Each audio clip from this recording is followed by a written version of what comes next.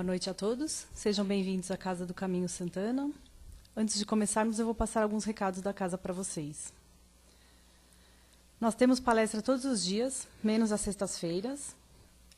Temos evangelização infantil domingo às 10 horas. Maiores informações em nosso mural ou em nosso site, que é www.casadocaminhosantana.com.br. Quem quiser passar no atendimento fraterno, é só chegar 20 minutos antes da palestra. E quem for receber passe à distância, é somente com o cartão do plantão. Então, também tem que passar no... Se alguém for receber passe por algum conhecido que não possa vir, tem que passar no plantão também. Nós estamos com as inscrições abertas para o curso de Doutrina Espírita, para 2019. Vocês podem se inscrever também no atendimento fraterno. Na área social, temos atendimento a 90 famílias cadastradas, todo segundo sábado do mês, com cestas básicas. São 750 quilos de alimentos por mês. E damos também orientação jurídica para as famílias. Quem quiser ajudar, os alimentos que mais precisamos são arroz, feijão, óleo e açúcar. Quem quiser conhecer também o nosso trabalho com moradores de rua, todos os sábados, às 16h30, aqui próximo ao metrô Tietê, nós entregamos lanches. E falar sobre o Evangelho no lar também, que é muito importante para harmonizar o lar, harmonizar as pessoas da casa, o ambiente. E quem não sabe fazer, quiser começar a fazer, quiser receber instruções, é também só passar no plantão, no atendimento. Eu peço, por gentileza, que desliguem os aparelhos de celular.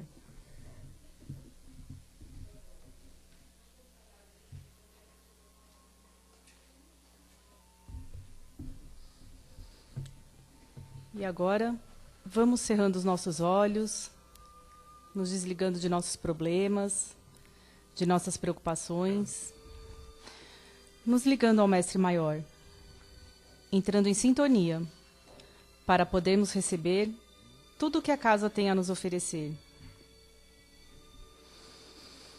E vamos pedir para que cada vez mais possamos aprender e evoluir. Que assim seja, graças a Deus.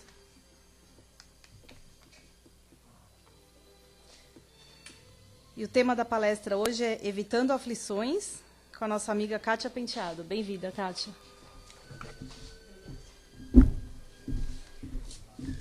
Obrigada. Eu já estou com um pouco de pigarro. Boa noite a todos. Aqui abaixa um pouquinho. É uma alegria estarmos juntos.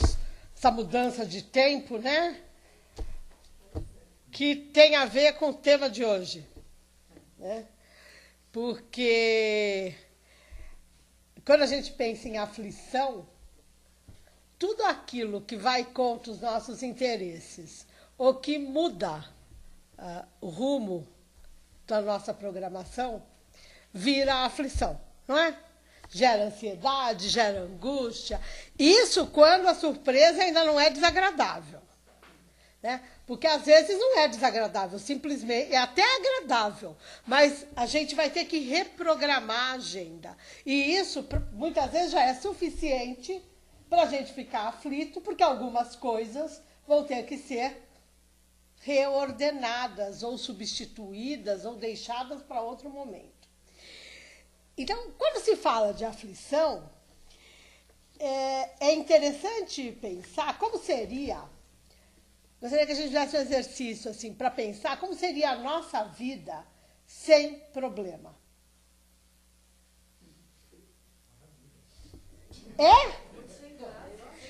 É porque a gente fala maravilha. Exatamente. É maravilha. Será? Sem graça, mas o que é muito pior, sem estímulo. Porque é o problema que nos estimula a evolução. Que nos estimula a busca de alternativa, a busca de solução. Então a gente sonha com uma vida de tranquilidade e a gente confunde muito tranquilidade com facilidade. Porque a gente acha que uma vida tranquila é uma vida sem problema, logo não vai ter aprendizado. não vai ter o que fazer. Porque essa é a nossa noção de vida tranquila, não é? Tem gente adorando esses 6 dias de feriado. Para mim, virou um caos. A minha vida profissional está de ponta cabeça. Porque eu tenho data para entregar meus trabalhos e com 6 dias de feriado não há cronograma que consiga ser cumprido. E o tempo não está nem ajudando quem viajou. Né? Então, aí você fala assim, não, mas eu estou de férias, mas está chovendo, mais isso, mais aquilo. E tudo isso vira para nós aflição. Vira problema, vira dificuldade, porque contraria o nosso interesse. Então, tudo aquilo que contraria o nosso interesse vai sempre exigir de nós um aprendizado ou um novo olhar. Só que tem um detalhe, de um modo geral, nós não estamos predispostos a um novo olhar, porque nós estamos certos. Porque o que nós queremos é o melhor. Porque nós somos o máximo. Cada um individualmente, não o conjunto. Né? E nesse conceito, qualquer coisa que diga, que me mostre assim, olha, teu planejamento não foi tão bom quanto você pensou, está me desafiando e me mostrando aonde eu não fiz bem feito, aonde eu não dei o meu melhor, naquilo que eu ainda preciso aprender e evoluir. Porque essas dificuldades são alertas à nossa vida. Esse texto que a Sandra me mandou, ele foi escrito pelo pessoal do Momento Espírita, né? E eu, particularmente, gosto muito do 5º capítulo do Evangelho segundo o Espiritismo, que é Bem-aventurados os aflitos. Porque nos traz uma série de referências muito interessantes. Inclusive fala da causa das aflições, das causas atuais e das causas anteriores das aflições. E nos diz lá que bem-aventurados os aflitos, né, porque eles serão consolados. E eu fico pensando, quando eu estou aflita, se eu quero consolo. Exemplo. Quando a gente está aflito, a gente está calmo, né? Bem calmo, tranquilo, feliz, não é assim? Claro que não. Aí alguém chega para você e fala assim, olha, tenha um pouco de paciência. É um consolo. Ou a pessoa chega para a gente e fala assim, olha, você tem que ver que está todo mundo na mesma situação. Ou olha, você já passou por situações piores. Tudo isso é o que nós falamos para o outro para consolar, não é? Porque quando falam para a gente, irrita mais, a aflição aumenta. Eu descobri a duras penas que é porque eu não quero consolo. Eu quero me rasgar de raiva. Eu quero fazer aquilo uma tempestade no copo d'água. Porque está indo contra aquilo que eu programei. E aí tem um outro capítulo no Evangelho, tem uma frase que a gente usa muito no meio espírita, que a felicidade não é desse mundo. E essa frase é meio maluca, se a gente parar para pensar. Porque nós não temos momentos de felicidade. Nós não podemos ser. Então, como que a felicidade não é desse mundo? Então, quando eu estou sendo feliz, eu estou indo contra a lei divina. Está errado o meu comportamento? O esquema é de que felicidade se está falando. A felicidade que não é deste mundo é aquela felicidade com F maiúsculo. Como a verdade com V maiúsculo, né? Como o amor com A maiúsculo. Ou seja, coisas absolutas para espíritos evoluídos. Não para quem está numa trajetória ainda de recuperação de perdas ou de gestão de risco. Porque evoluir é gerir risco. Não é? A gente sabe, se fizer isso vai dar aquilo, se fizer aquilo vai dar aquilo, e eu vou gerenciar a minha consciência. Isso é gestão de risco. O que a minha consciência autoriza, eu vou. Eu vou até o limite. Né? Eu, essa semana, já falei para minha mãe que eu ando numa fase, há 2 anos, vivendo nos limites. Nos limites, porque a gente não tem um só. Né? E isso gera um desgaste absurdo. Porque não sou eu que estou querendo chegar nos limites. É a lei do progresso que vai te colocando em situações limítrofes, ou seja, ou você muda, ou as coisas não vão caminhar. Porque qual é o limite? É o limite de quanto eu tolero sem mudança. Não é assim? Quando a gente sai às compras, teoricamente, a gente sabe quanto pode gastar para não ficar endividado. É assim? É o limite. Usualmente a gente ultrapassa o limite. E aí tem que gerenciar e pagar a dívida. Isso, quando são coisas materiais, é muito fácil lidar. Agora, quando a gente começa a trabalhar com o nosso orgulho, com o nosso egoísmo, a coisa vai ficando... Porque nós não sabemos bem qual é o limite. Só que você só vai evoluir conhecendo o limite para poder avançar. É? E aí, quando a gente pensa nessa felicidade que não é desse mundo, a gente tem que primeiro pensar, e aí juntar isso com a aflição, né? Porque a gente está falando, na verdade, os dois conceitos tratam da mesma coisa, né? Porque se eu não estou feliz, eu estou aflito, eu estou angustiado, né? Mas eu também posso estar feliz e inquieta. Inquieta no sentido evolutivo, de não estar acomodada. E o não estar acomodada pode ser um estado de felicidade, pelo menos de satisfação. Cada vez que eu alcanço a minha meta, gerada pela minha inquietação, ou cada vez que as minhas dúvidas, os meus questionamentos são respondidos, eu crio novos questionamentos. Isto é inquietude evolutiva. Não deixa de ser um tipo de aflição, ou seja, seria uma aflição do bem, né? O pessoal gosta de dizer que tem inveja cor-de-rosa, né? Então, deve ter aflição do bem, né? Que é aquele questionamento filosófico, que desde que o homem está na Terra, ele quer saber quem ele é, de onde ele vem, para que ele está aqui, para onde ele vai. E a filosofia até hoje tenta responder as mesmas coisas. E a gente está falando de 3.000 anos atrás. É porque quando começa a filosofia grega, começa tentando explicar os elementos, né? Os elementos básicos do universo, que começa com ar, água, terra e fogo, e depois vai para todo um questionamento de quem eu sou, né? Porque nessa primeira fase a gente vai ter os mitos explicando o universo e o homem. Aí a gente vai começando a desenvolver o processo de intelectualidade, vai desenvolvendo o intelecto e vai começando a ter o questionamento da individualização do ser. Quem sou eu? O que eu estou fazendo aqui? Para onde eu vou? O que esperam de mim? De onde eu vim? Já que, de repente, eu tenho umas ideias que eu não sei de onde surgiram. Porque não são minhas. E essa inquietação, ela é extremamente positiva, desde que a gente não se acomode com as respostas. Então, a gente ouve muitas pessoas falarem assim, eu gosto do espiritismo porque ele me deu respostas. Eu falo assim, não, eu gosto do espiritismo porque ele me abre novas possibilidades de questionamento. Porque se ele me deu as respostas, eu me acomodei e transformei o espiritismo em algo dogmático.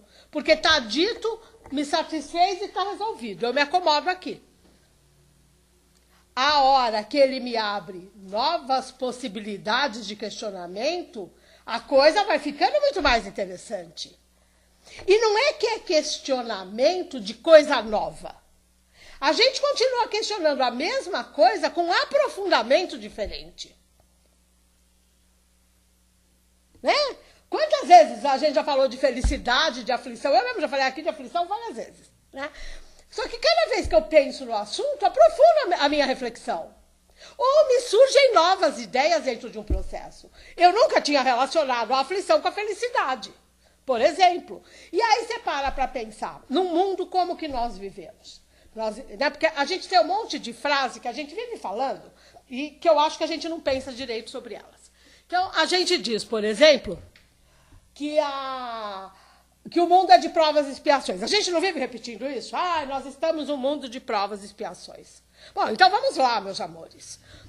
No mundo de provas e expiações, é para ser feliz?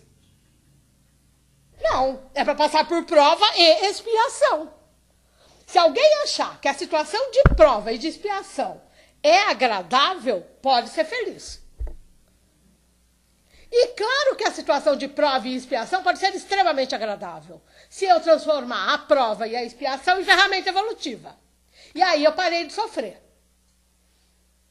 A hora que eu parei de sofrer, porque assim, se eu estou sofrendo, eu estou infeliz. Se eu não estou sofrendo, eu estou feliz, não é isso? Vocês vão falar, é simplista. Sim, é simples, porque a gente trabalha com oposições. Claro, não é a felicidade absoluta, nem é o desespero absoluto. É uma zona meio, como eu disse já desde uma pessoa, uma coisa meio lusco-fusca. E a pessoa não sabia o que era lusco-fusca. Eu acho que só quem é da minha idade mais velho que sabe, né? Porque tem algumas expressões que entregam a nossa idade física, né? Não tem como, né? Ou então você está lendo literatura do século XVII e ninguém, né? Que também é uma coisa que as pessoas hoje em dia não fazem, né? Lusco-fusco é final de tarde, aquela coisa que não está nem clara nem escura, acender a luz não resolve, deixar a luz apagada não enxerga, né? É aquela situação indefinida, né? Nem luz nem escuro, mas é que é tão morno o negócio, né? Não. Você não sabe, se perguntar, é que nem o copo meio cheio e meio vazio, né? Para algumas pessoas está escuro, para outras pessoas está claro, e não resolve. Mas, então, se a gente pensar que o mundo é de provas e expiações, aqui realmente não é um mundo de felicidade absoluta. É um mundo de felicidades. De microfelicidades, de coisas pontuais. E aí eu gosto de pensar se a gente valoriza a felicidade que nós temos direito no mundo de provas e expiações. Porque a primeira felicidade que nós temos direito é a de evoluir. É a felicidade de aprender continuamente. É a felicidade de trocar com o outro e evoluir em conjunto. É algo que nós gostamos? Acho que, pelo silêncio, pode ser que vocês ainda não tenham certeza, mas eu entendo que não. Porque eu estou sempre certa, então o outro está sempre errado, se ele pensar diferentemente de mim. Ele é a minha aflição. Basta a gente ver como é que está esse país com política. Ou você é a favor ou você é contra. E se você é contra, você é a favor do outro, né? Virou um enguiço. Quando você pode não ser nem a favor nem contra, só querer coisas novas. Hoje eu ouvi de um profissional, não tem nada a ver com doutrina, né? Foi profissionalmente, mas eu gostei muito da definição. Que a gente estava falando de umas empresas e ele falou que num determinado mercado aí, as empresas não gostam de se definir como conservadoras. Então elas se dizem tradicionais. Eu falei para ele, hã? É semântica, essa discussão é semântica. Porque eu não quero me dizer conservadora, porque ser conservador é uma coisa, é pior que o lusco-fusco, né? É uma coisa horrível. O velho e o antigo. Aí, velho, exatamente, é o velho e o antigo. Mas aí ele falou assim, não, então elas se dizem tradicionais. Eu falei assim, tudo bem, ser tradicional pode ser menos duro do que ser conservador. Mas não existe tradição no novo. É o esquema de cultura moderna. Cada vez que eu escuto essa expressão, eu fico irritadíssima, porque a cultura tem que ter um lastro. Como eu defino uma cultura moderna? O que é isso? Claro que um monte de gente vai querer me explicar o que é. Não é isso. Vamos pensar no que significa cultura. É um acúmulo de informação através do tempo.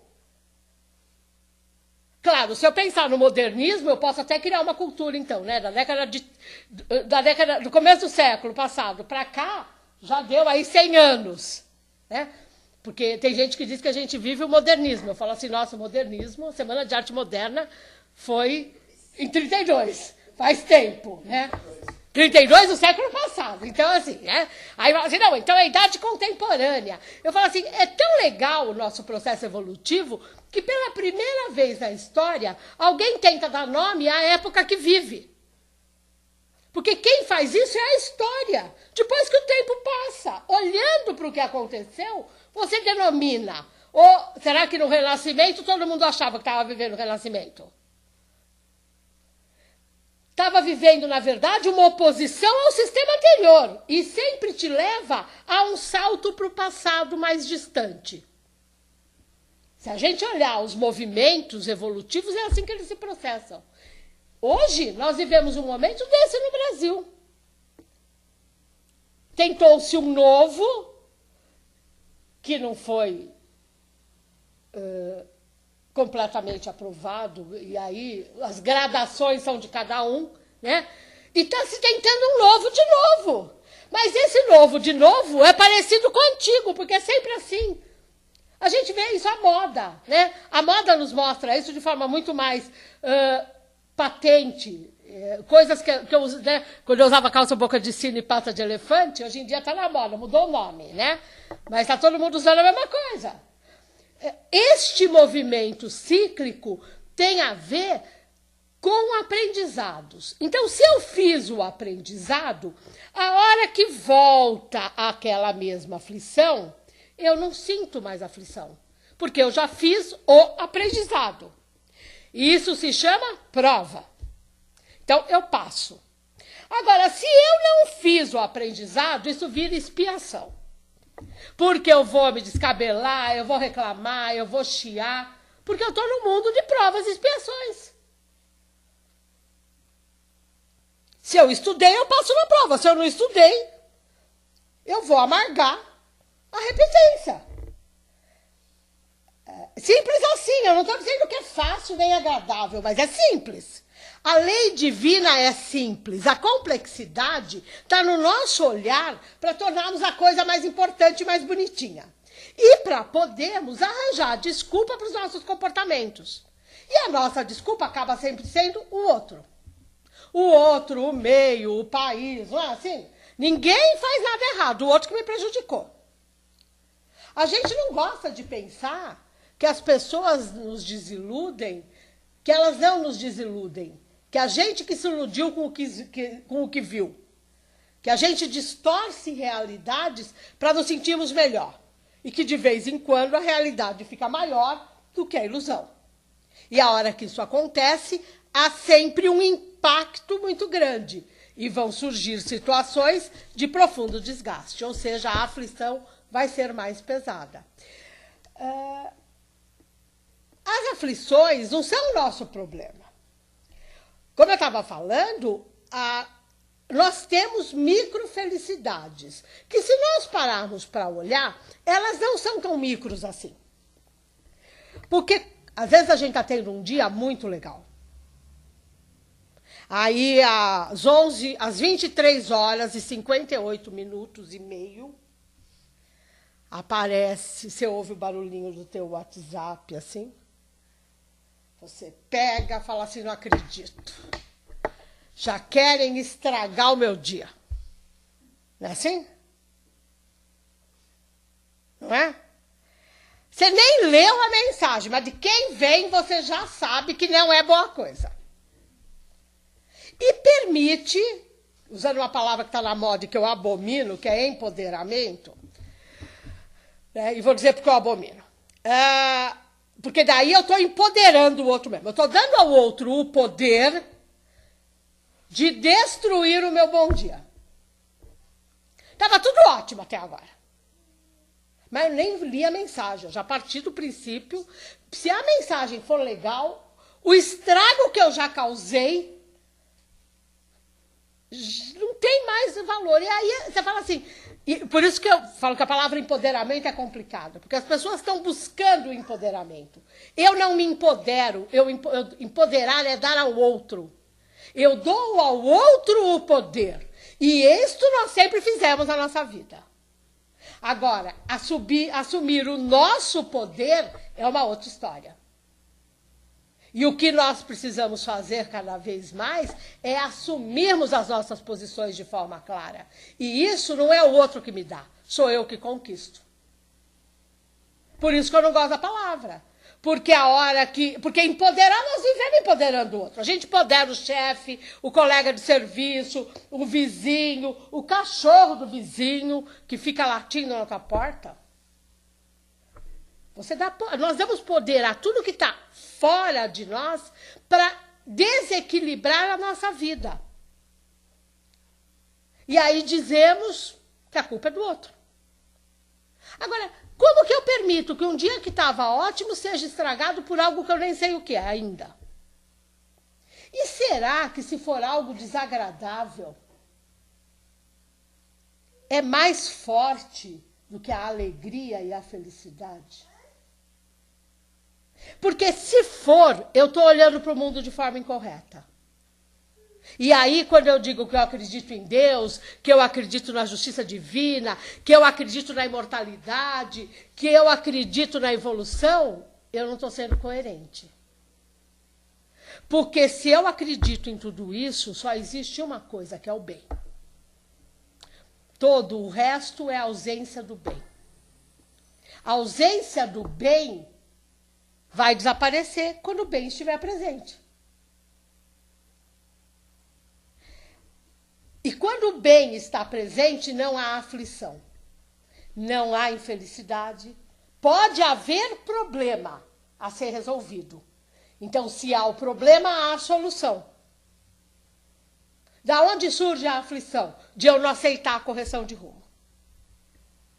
Então, eu sei que para eu emagrecer, eu vou ter que parar de comer. Como eu recebi um dia desses no Facebook, no WhatsApp, eu ri muito, era algo parecido assim. No café da manhã, 2 lambidas numa uva. Na hora do almoço... Alguém recebeu isso? É hilário. Na hora do almoço, você olha para uma maçã e na hora do jantar, você pula pelado em frente ao espelho para passar a fome. Para ver se assusta a fome, né? Eu falei, nossa, essa dieta emagrece. Né? É a única que eu conheço. Né? Muito criativo o processo. Né? Eu não lembro se na hora do almoço era maçã, mas as lambidas na uva e o pular pelado em frente ao espelho para ver se espanta a fome, o meio você pode até comer, porque esses dois já são ótimos. Né? E aí você fala assim, você está disposto a pagar o preço para emagrecer? Se você não está disposto, porque você vai ser infeliz. Conviva com as suas escolhas. E se as minhas escolhas estão me trazendo aflição, o problema não são das escolhas. O problema é meu, que não estou escolhendo aquilo que me faz bem, ou aquilo que eu quero ter. O que significa isso de forma prática? A gente fala muito que quer paz, harmonia, tranquilidade, a gente quer o bem. E como são as nossas conversas? A gente normalmente nos reúne com as pessoas para falar de coisa boa que está acontecendo no planeta? Não, né? Eles estão quietinhos hoje, né? Acho que é o frio. O que já rendeu de conversa o trânsito de hoje? Preparem-se, não é só hoje, tá? Alô, pessoal, hoje a cidade está vazia. Preparem-se para quarta-feira. Mas é o preço de viver em São Paulo, então muda. Mas não adianta mudar e continuar trabalhando aqui. Eu não estou mandando ninguém embora, nem sendo delicada, por favor. Mas assim, se eu não suporto mais, ou seja, eu cheguei no ponto de saturação. Se eu estou saturado mesmo, eu mudo. Porque nós só mudamos quando nós de verdade não aguentamos mais. O esquema é que nós usamos muito essa expressão não aguento mais e continuo aguentando. E sendo infeliz. Hoje eu estava ouvindo, eu acordo com o rádio, e a menina do trânsito, do helicóptero, lá estava falando que ela descobriu que, por causa exatamente da ponte, né, que as pessoas precisam um mantra. E a sugestão dela é assim, o trânsito não me afeta, o trânsito não me afeta, Aí o locutor, na segunda vez que ela veio dar notícia, e falaram o mantra, daí punham aquele on ainda de som no fundo, né? Não, foi hilário o negócio. O locutor olhou e falou assim para ela, olhou é ótimo, né? O locutor falou assim para ela, gente, mas isso vai me irritar muito mais do que o trânsito. Por quê? Porque você vai estar pensando exatamente no problema. Se eu fico pensando, o trânsito não me afeta, eu estou dizendo que ele está me afetando. Eu preciso mudar o foco da atenção. Então, e nós sabemos que isso funciona. Quantas vezes a gente está com algum barulho incomodativo e a gente começa a ler ou a assistir um filme, a atenção fica tão focada que o barulho desaparece. Ou seja, tudo é. E aí eu lembro Jesus com alguns conselhos que ele nos dá para não ter aflição. Jesus foi absoluto, né? Do mesmo tempo que ele disse que nesse mundo nós teríamos aflições e que a felicidade não é deste mundo, ele nos deu alguns recadinhos importantes para isso, né? Porque Jesus nos diz que aonde está o nosso coração, o nosso pensamento, lá está o nosso coração. Então, todo o problema, todo o esquema é aonde eu coloco a minha atenção. No problema ou na solução? No problema. E as coisas se resolvem, a gente não sabe como. E aí a gente faz o quê? Que alívio. Que alívio. Estou aliviado. E não pensa como resolveu. Aí o problema volta, porque não foi feito o aprendizado. Tem uma coisa que é usada na psicologia, apesar de não ser a minha área de estudo, eu conheço um pouco disso, porque eu gosto muito de mitologia, que é o retorno do herói, né? Como se processa a viagem do herói, né? Eu esqueci a expressão correta que eles usam, mas é assim, o herói quando vai fazer, chama jornada do herói, lembrei. Quando ele vai fazer a sua jornada, ele tem um período de preparação, ele tem um período de trajetória e ele tem o retorno. O retorno é quando ele faz o aprendizado de toda a jornada. De um modo geral, a gente não faz esse retorno, porque a gente relaxa. A hora que relaxou, não fez a trajetória completa. Então, a gente vai voltar, a gente acha que não volta para o início, mas a gente volta para o mesmo início. É como se fosse um looping, você fica correndo atrás do rabo, literalmente, né? E você não consegue dar o salto para a fase seguinte, porque não faz o aprendizado. Então, se eu já sei que onde tiver o meu coração, o meu pensamento, lá vai estar o meu coração, e Jesus usa isso dizendo o meu sentimento, então não adianta eu falar que a pessoa é insuportável, mas que eu a amo. Porque o meu pensamento, a minha razão, diz que ela é insuportável. Como que o meu sentimento pode dizer que tem amor no processo? Como que meu sentimento vai ser positivo se a minha referência racional é negativa? Né? Ele diz também para a gente que tudo que nós queremos que os homens nos façam, nós devemos fazer a eles.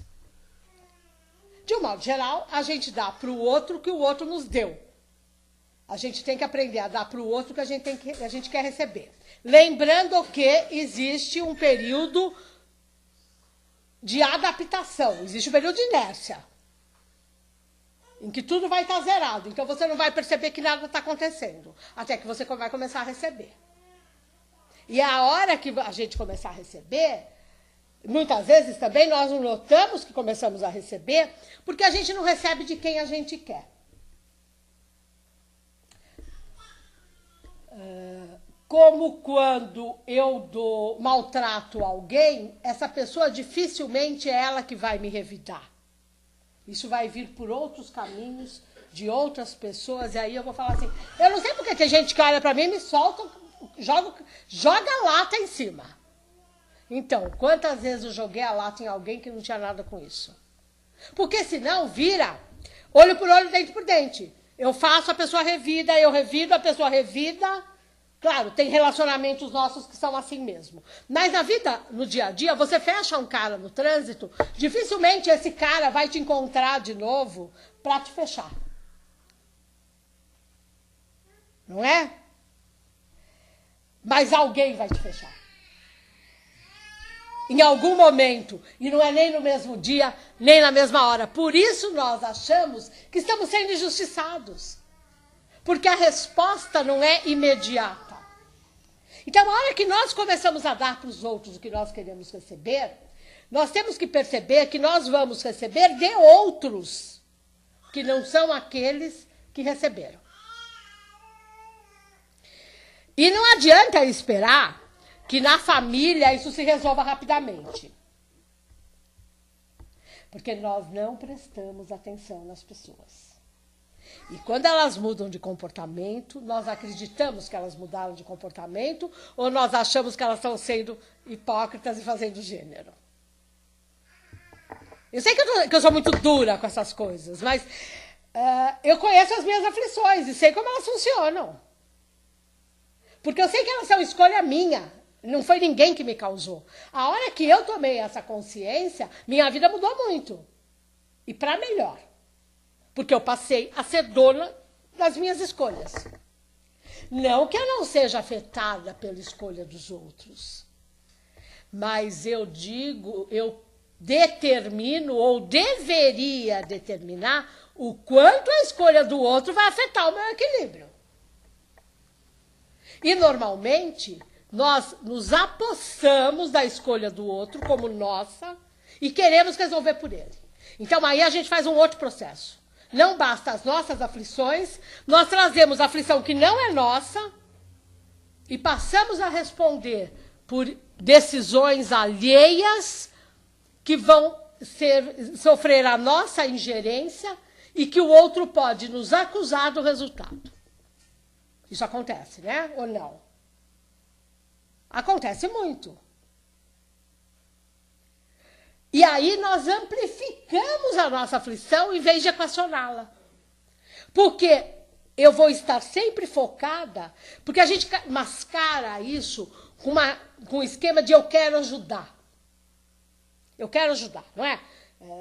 Eu quero ajudar. Eu quero te ajudar a resolver os seus problemas.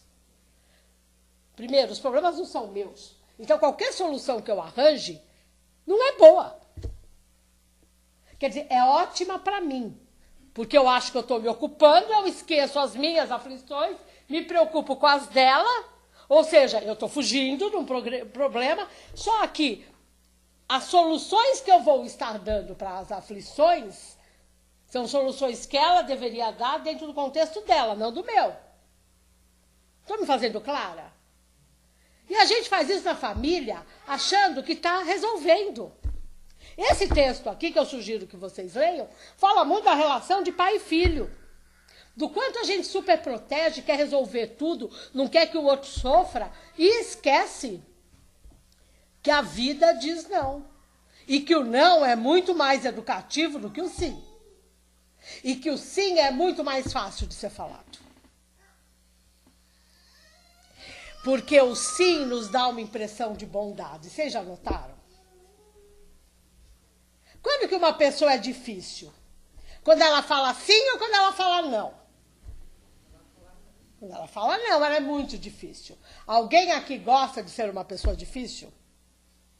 Deveria gostar, porque estaria assumindo as próprias escolhas. Porque enquanto eu digo sim, eu não estou ajudando a melhorar. Aí eu falo assim, não, então eu não digo mais nada. Já disse sim. Porque eu só vou mudar a hora que eu falar o não. Não quero, é o que eu falei da saturação. Não quero mais. Se eu não quero mais essa situação, ela vai ser outra a partir de agora. Então, se o trânsito está ruim hoje, quarta-feira vai estar muito pior. Inclusive porque tem toda a volta no feriado. Mas, ó, a CET acabou de liberar 10 quilômetros da Major de Pinheiros. Tá? Uma boa notícia, né? Tá bom, mais ou menos, né? O trem já voltou a circular, né? Assim, as coisas vão melhorando, mas a gente faz o quê? Um escândalo. Cada nome do futuro governo, você tem o povo que espinafra, que diz que tudo vai dar errado, e aí eu fico pensando assim, como quer que dê certo? Aonde está o meu pensamento? Aonde está o meu coração? No dar certo ou no dar errado? Porque se nós pensarmos positivamente, todo mundo dá certo. Se a gente fizer a vibração correspondente. Né? Uma outra frase de Jesus, já estourei meu tempo.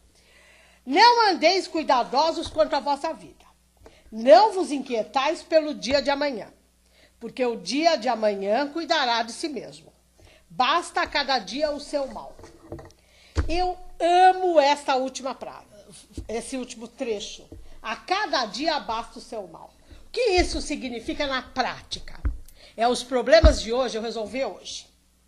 Eu não levar ressentimento para amanhã. Porque tudo que eu levar para amanhã sem estar resolvido, e resolver é o bem, é o aprendizado. Tá?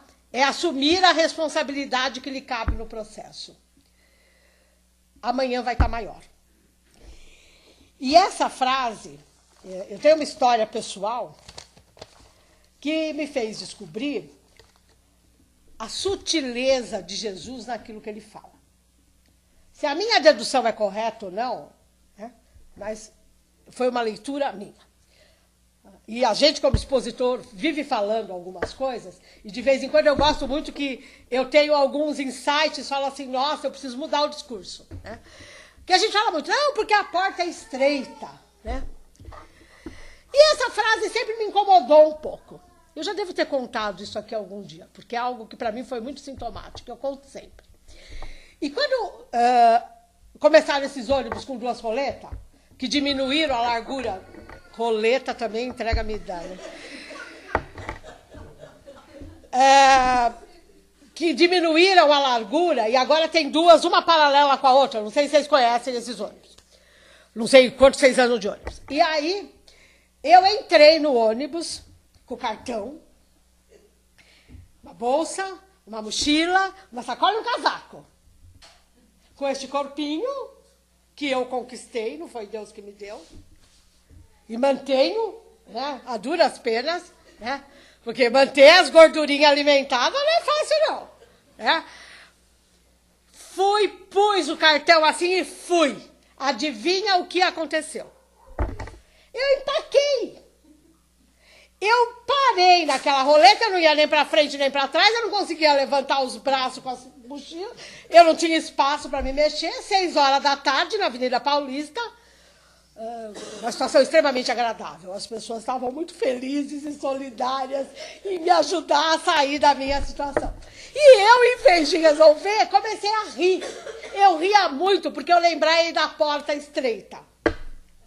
Mas na hora eu lembrei da porta estreita. Eu falei, gente, não é a catraca que é estreita, eu que estou carregada.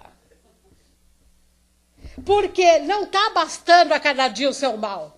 Eu estou carregando os mesmos problemas há anos, há décadas, há séculos. E não estou resolvendo. Porque eu estou querendo que algo externo resolva a minha vida. Então eu continuo aflita. Eu continuo inquieta e continuo infeliz. E não faço o aprendizado. Aprendi. A porta não é estreita. Pode ser que seja mesmo, mas não importa. Se eu estou carregada, nenhuma porta é suficientemente larga.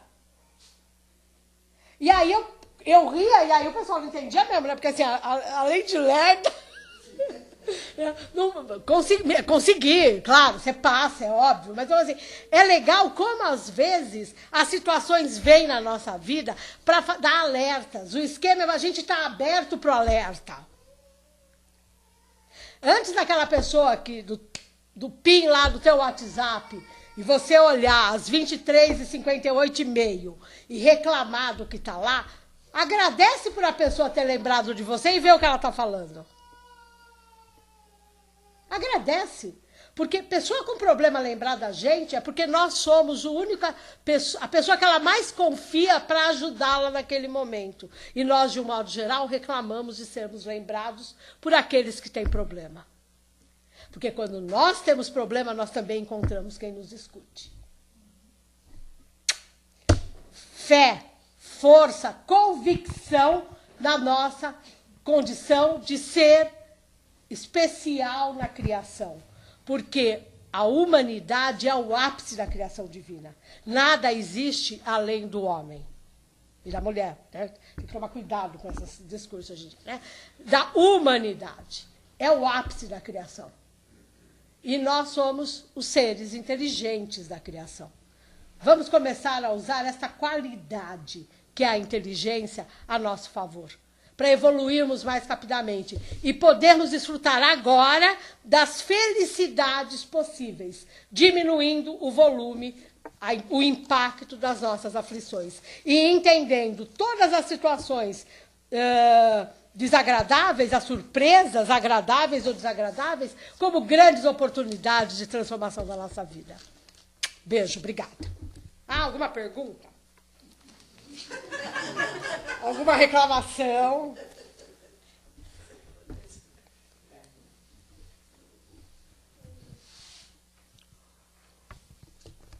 Boa noite. Boa noite. No início da sua palestra, você disse assim, que eu entendi isso. A única forma de nós evoluirmos é através dos problemas, correto? Sim. Quer dizer, eu só evoluo através de problemas, tranquilidade não faz que eu evolua? Então, o problema não é intranquilidade.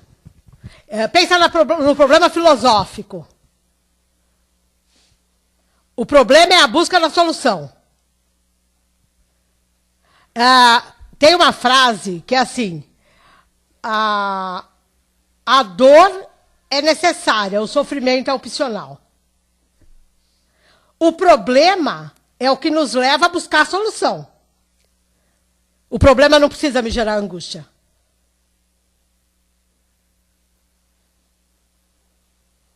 Você descobre que está com gastrite e que não pode mais comer algumas coisas. Você pode lidar com isso com tranquilidade, pode deixar, aproveitando que você vai fazer uma dieta, ou você pode começar a comer o dia inteiro reclamando que você não pode comer o que você gosta. Você tem um problema. Como você lida com ele, você que determina. O problema não precisa ser causa de sofrimento.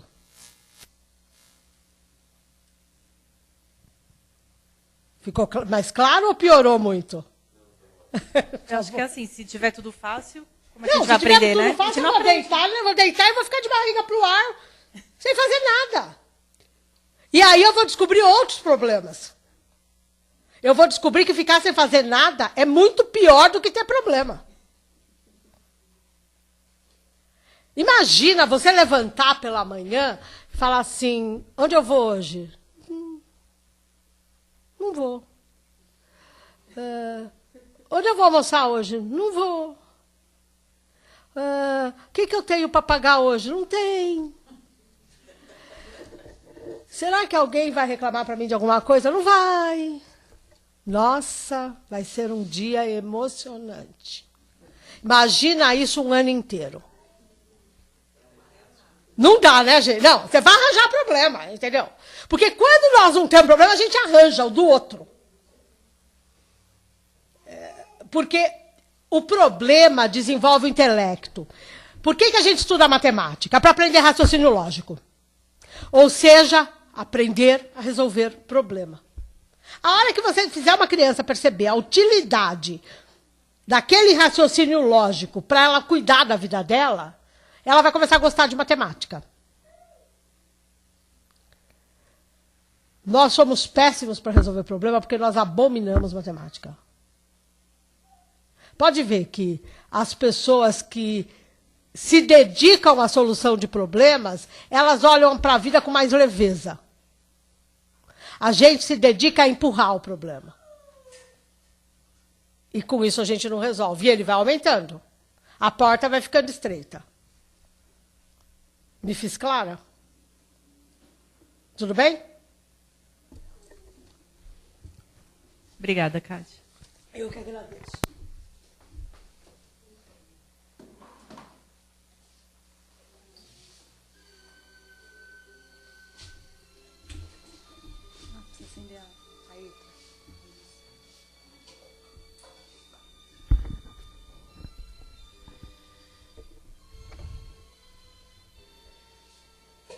E agora, depois de recebermos essas maravilhosas palavras, vamos agradecendo, vamos nos recolhendo e vamos vibrar por todas aquelas pessoas que não podem estar aqui. Vamos vibrar por todo o planeta Terra e seus governantes, por aqueles países que ainda estão em guerras. Vamos mentalizar a paz. Vamos mentalizar aquelas pessoas que estão nas ruas, agora com essas chuvas, que não têm um lar, uma família, um agasalho. Vamos levar a esperança, o acolhimento.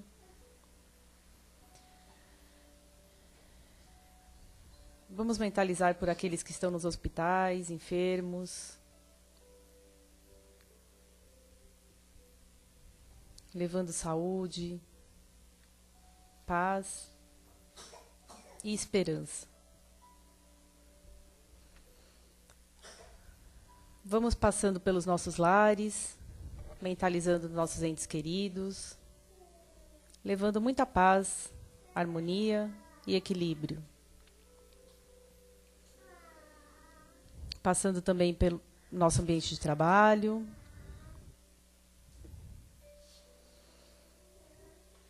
Levando bastante equilíbrio. E assim vamos agradecendo por tudo que temos e por tudo que recebemos. Que tenhamos uma ótima semana e possamos nos encontrar na semana que vem. Que assim seja, graças a Deus. Eu peço que permaneça.